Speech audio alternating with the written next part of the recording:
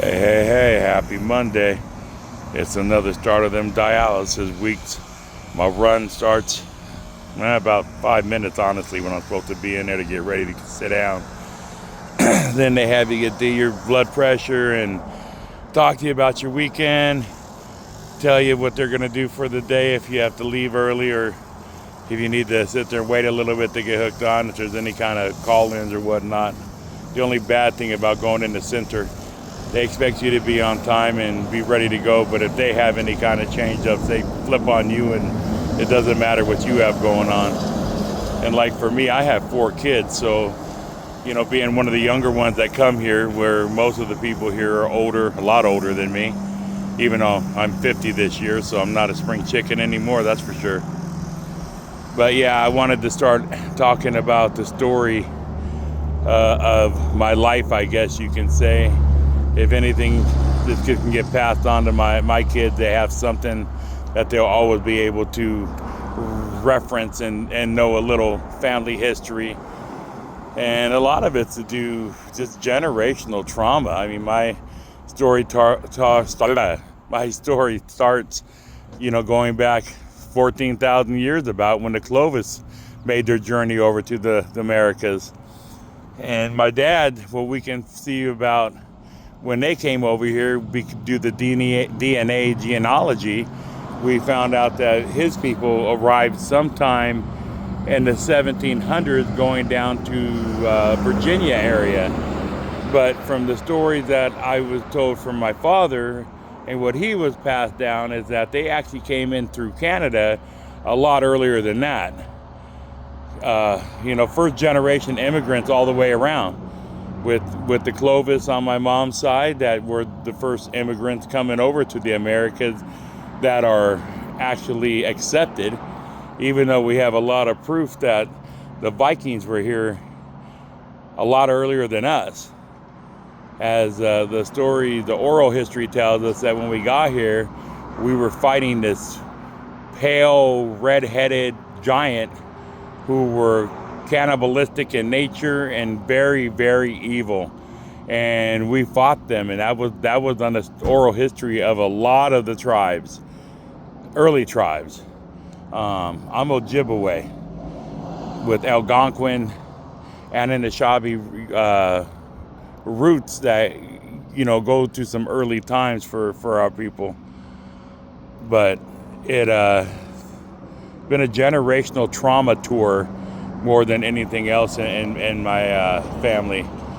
From my mom, when she was born into a native, full-blooded native, and a mixed woman who had an eye disease that had her blind, as my mom could remember most of her life. And when my mom's daddy was murdered when she was 7 years old, life changed for her dramatically, which probably put her on the road to being who she is and why she went into nursing, why she was such a good person to helping other people. But just to do with all the generational trauma that she endured with her inside her family and everything, she dealt with a lot of issues. Dependent on alcohol, which is one of the worst drugs for natives. That alcohol that gets to us and they just can't kick it, and it tears up and ruins a lot of families. But she also had an issue with pills there for a long while due to having cancer and the pain that's left over and that everything else she had with arthritis. I remember taking her to get a scan and her whole body was completely white.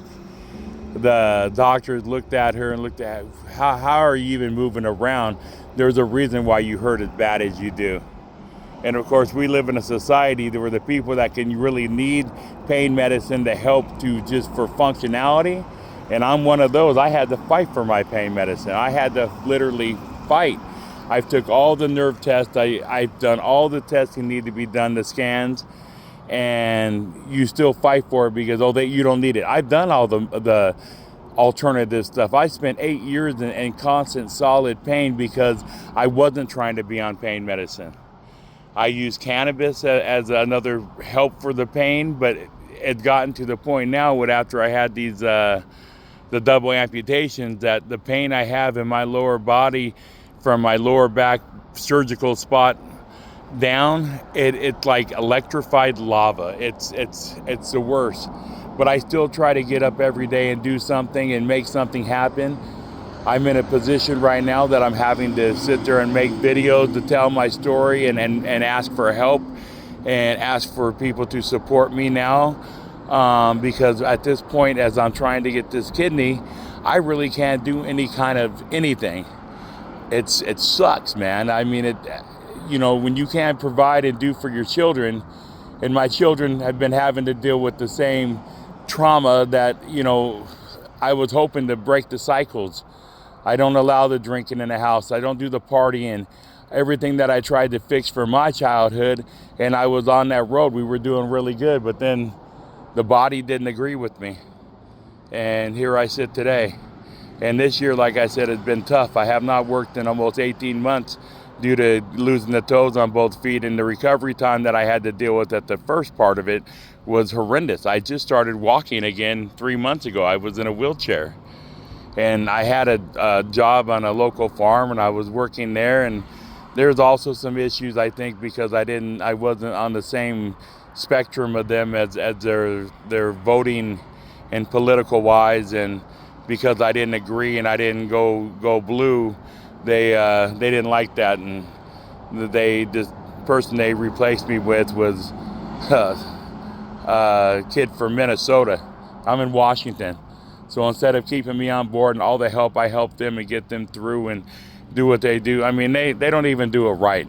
But when you have money and you have privilege, it's easier to tell a white guy, who's not white, by the way. I am native, and I have white in me, but I have more native than I have any other, ethnicity culture in me.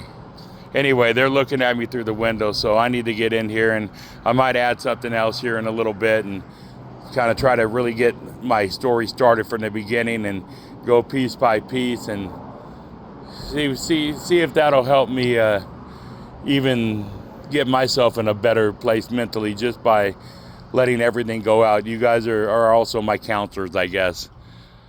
All right, well, you all have a good day. I'm here for the next 5 hours. Here's the hookup dialysis. There's the machine. Just met with my nephrologist, and, well, he's not been happy with my diet because, well, it's pretty much eggs every day because, well, I can't afford to do anything else anymore. Not being able to work this year has just hurt me beyond measure. I said, well, I could talk to social worker. I've talked to everybody. There's no help. The only help I have is if I can work or earn money myself. So what do? I have 4 kids. I'm not going to not let them eat. And if I can go without and make it a meal with 6 eggs a day, so now I'm eating too many eggs, even though that up until this point he told me to eat more eggs. So he says, go to egg whites. So now I get to go to the old man diet of 2 egg yolks and 6 egg whites. And like I said, I don't know. We'll see. I mean, if I can get this kidney transplant, I'll go back to work. I'll get back to work somewhere. I'm not ever wanted to be in a position of disability and having to take disability retirement and try to survive on that. It's impossible. I can't work 8 hours a day, 40 hours a week, every day. My body doesn't allow me. Can I work a couple hours a day? Yeah, I'm sure. But the only jobs like that are pretty much working like on under the table labor jobs that they just need you for a minute. And now with the double amputation, the labor job's out. Like I said, I was working on a farm. I was getting cash and doing a lot of trade for food. So when you're able to get the money and food, it makes just as much sense as taking money. But then they were giving me money to be able to cover my insurance, cover my gas. So, I mean, it was a win-win. Then I had the toes break and required amputations, and then they ended up being all the toes on both feet.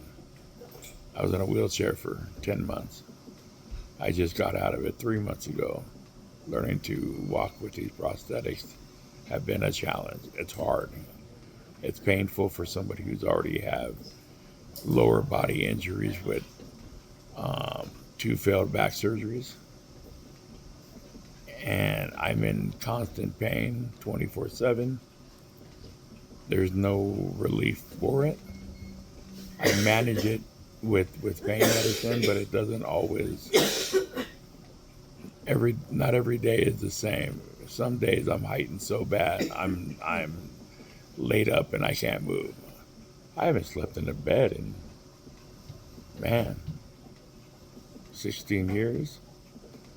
I sleep on the floor because my back feels better on the floor. I lay a bedroll down with a couple blankets and I'm good.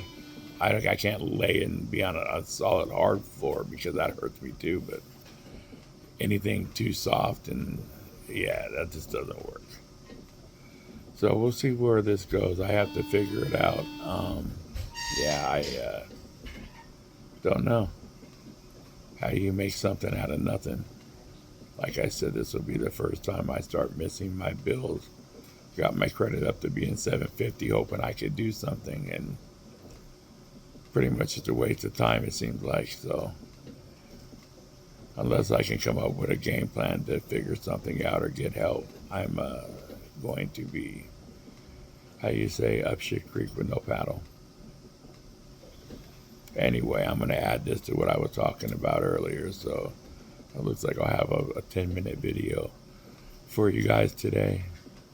Kind of rambling and ranting more than anything else. But if anybody has suggestions or ideas how I can do some kind of fundraiser and start building on it so I can be able to pay my bills and take care of the kids and I, even just with the basic necessities, being able to afford the gas, the car insurance, the electric bill. It's everything's tough right now. And the way he wants me to eat, lean meat, lean this, lean that, more leafy greens, more this. I was a chef. I know how to buy food. I know how to shop. And for me to eat that way just alone, not my kids too, it's still going to be around $10 to $20 a day, especially if I go lean meats like he wants me to. I looking at almost $10 a pound for any red meats. Fish is almost $20 a pound around here. Chicken is the cheapest thing to go, but how much chicken can you eat too? So yeah, I don't know what I'm gonna do. So suggestions, any kind of help to get this built to where I can start doing something. I have no problem posting every day to create some kind of content. The only thing I have to tell is my story of life and generational trauma that, like I said earlier in the first part of this, goes back 14,000 years to when my people first got over here. The struggle is definitely real. But we'll see you tomorrow. I might do a short or something later, but it's what I have for now. Much love.